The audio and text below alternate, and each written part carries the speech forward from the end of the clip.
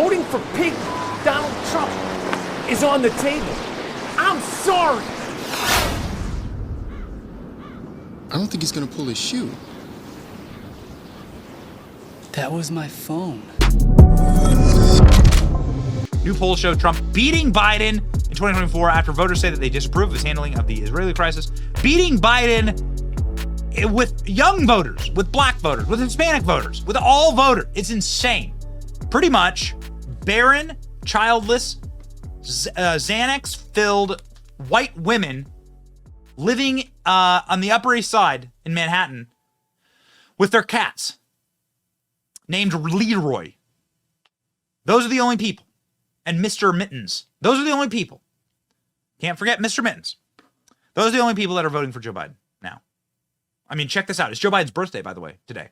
Can't imagine something happening to a better guy. Watch. Start with the bottom line here. President Biden, what is his job approval rating? We measure it now at 40% with 57% disapproving. The significance, that is the lowest President Biden has ever measured in our poll in terms of job approval. And just look at the sea change from the start of this year. Remember, early this year, Democrats coming off a strong 2022 midterm. He was almost even. Now he's 17 points underwater on this question. Significant dip there, Steve. It is. And you can actually, if you take a look here by party, I think it's significant for two reasons. One, independents, obviously, more than 2-1 disapprove. You don't want to be there as an incumbent president, but I think equally significant, no surprise, 7% of Republicans approve of Joe Biden's job performance, but 3 times as many Democrats, 21%, that's more than 1 in 5, say they disapprove. You need much more unified support in your own party if you're going to have a successful re-election campaign. And we mentioned the drop in that approval rating and the connection to the Middle East, and here it is. On foreign policy, 33% approve of Joe Biden's job performance. Just in September, we asked the same question, and it was 41-53. So, wait a second. Donald Trump is beating Joe Biden by historic numbers. I mean, you're talking massive landslides here. And we're going to get to what happened in Argentina last night. This is going to show you exactly where we're headed. Are you, like, the red hat stays on, ladies and gentlemen. Are you prepared? Because Donald Trump just won in a landslide in Argentina. Oh, my. What happens in a head-to-head with Joe Biden? Here's the polls. Okay, so if we are heading towards Trump, Biden, a rematch in 2024, how does that look in our polling right now? Here it is. Wow. Donald Trump, we have at 46%. Biden, 44%. And this is significant because this is the first time in the history of our poll that former President Trump beats President Biden, still within the margin of error, but still significant. Yeah, in 2019, 2020, when Trump was president, he trailed all of them.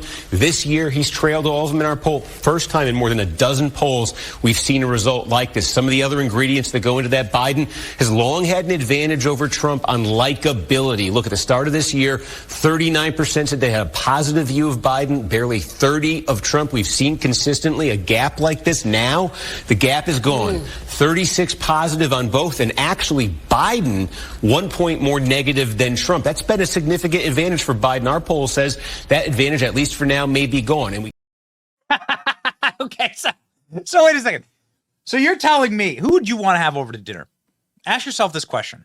Now, I know that we tend to be obviously a show that is like very America loving and very common sense oriented. But I know that there are libs who watch this show, and I know there's a bunch of people from around the world who watch this show.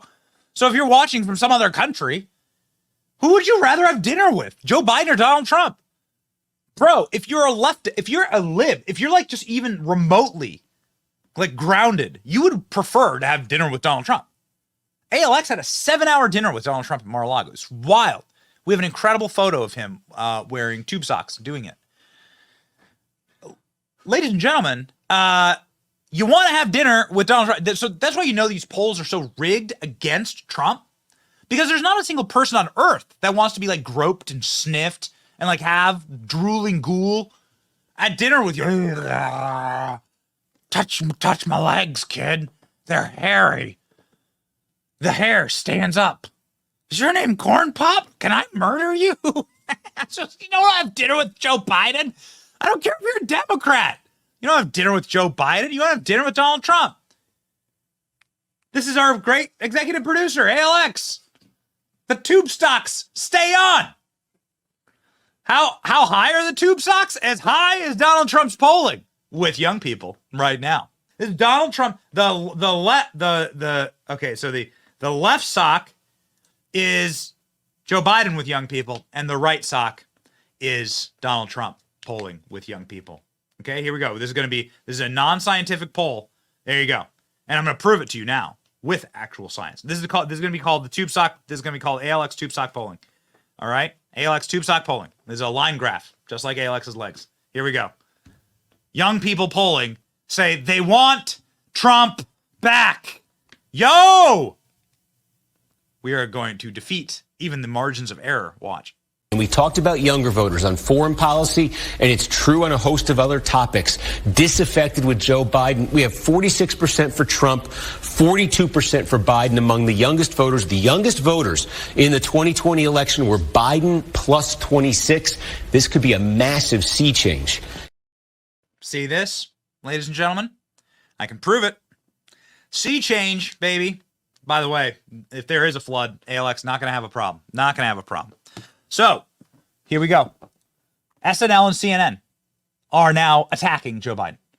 CNN welcomed Joe Biden's 81st birthday, which is today, by flame-throwing him, using CNN clips, roasting him, and talking about how all young people want to wheel him directly into the retirement home in the border regions of Ukraine. Watch. You're old. Okay, all right. Not sure how that's a question, but I mean, man, why can't we talk about things that are going well, like the economy? That was Saturday Night Live over the weekend, poking fun at President Biden's age. Today is Biden's 81st birthday. It comes as concern over his age, though, has seriously been increasing, and his approval rating has been slipping, especially among younger voters. There's a new NBC News poll, and it finds that Donald Trump holds a 4-point lead among younger voters. It's really important. This isn't a hypothetical head-to-head matchup. The margin of error is just more than 6 points, so it's within there, but it's a stark difference from 2020 when voters age 18 to 29 overwhelmingly supported Biden by a margin of 24 points. The age issue is becoming a serious hurdle to Biden's reelection. 74% of Americans in a recent CNN poll say that Biden does not have the stamina or the sharpness to serve effectively as president. Okay, got it. Well, okay, so all young people are against Joe Biden. Young people are now for Donald Trump. Black men are now for Donald Trump. Hispanic men are for Donald Trump. Women, come on. But that's okay. Women, I think, more susceptible to peer pressure. And so maybe on the phone during polls, they're like, the supermarket tabloids tell me I'm supposed to vote for Biden, so I'm going to do that. And then they get into the voting booth and they hit Trump, right? Oh, baby. Now it's like these people will crawl over broken glass on fire to vote for Donald Trump. Now it's no longer a secret. Now it's for real. And this is causing people who created Joe Biden's political career to start to sound the alarm. Now, what do I mean by that? David Axelrod is the architect of Barack Obama. There is no Barack Obama without David Axelrod. He is the guy who created Barack Obama. All right? So you could say this guy's a piece of trash. I think Barack Obama's the worst president in American history, period. LBJ Barack Obama. LBJ Barack Obama. Lasting impact on destruction of America? Whew, man, probably Barack Obama. LBJ is really bad too. Either way. And then Woodrow Wilson is number 3 for worst presidents of all time. All of them just creating super states of slavery, for the rest of us, right? This is what these guys did. Joe Biden would have already been kicked out of the Senate by now. He probably would have been on trial if Barack Obama hadn't selected him in order to shore up like the white union vote in 2008.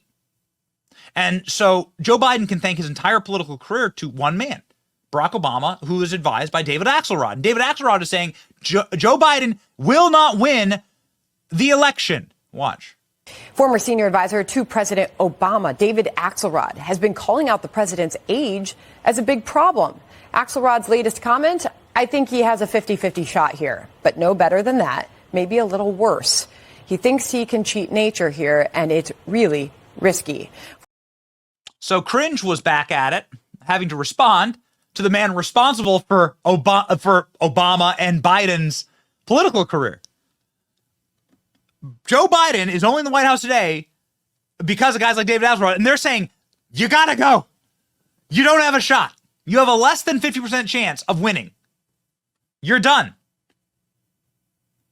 And cringe is, well, being very cringe. Watch. You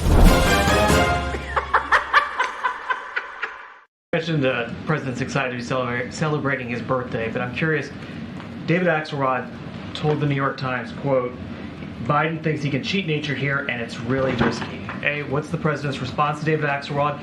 Does he respect his opinion? Does he think he's right? But also, I mean, is there a real alarm happening behind the scenes that the president is simply too old to stake around for another 4 years? No, there's no alarm happening behind the scenes.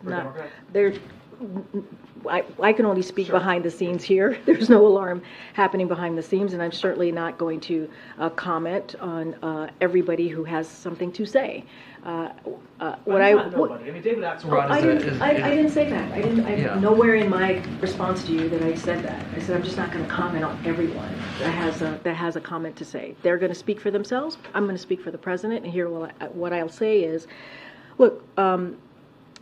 And also, it's just not my job. It's not my job to think through or to tell people what to think, right? Whether it's the American people out there or a political analyst or as your question is about David Axelrod. It's just not my place to speak to that. I'm not here to tell the American people what to think. Here's what you should think. And if you don't, you're a bigot, racist. You're racist. Put a chick in it. Make her gay and lame, says Cartman. Wait. Says. What's her name? Kathleen Kennedy. Sorry. You're mixing too many metaphors here. But you've seen it. The new South Park. Ah, yes. Cringe Jean-Pierre did make us all cringe. But. Things got even cringier. You see, Cringe Jean-Pierre wants to tell you what to think. She does want to tell you what to think. She will tell you what to think. And if you disagree with her, you are racist. You are a bigot. And, by the way, you should only believe the polls that the White House gives you. Other polls are trash, you see. Only our polls are the greatest. Saith Kathleen Kennedy of the White House. Cringe Jean-Pierre with our nuclear cringe of the day.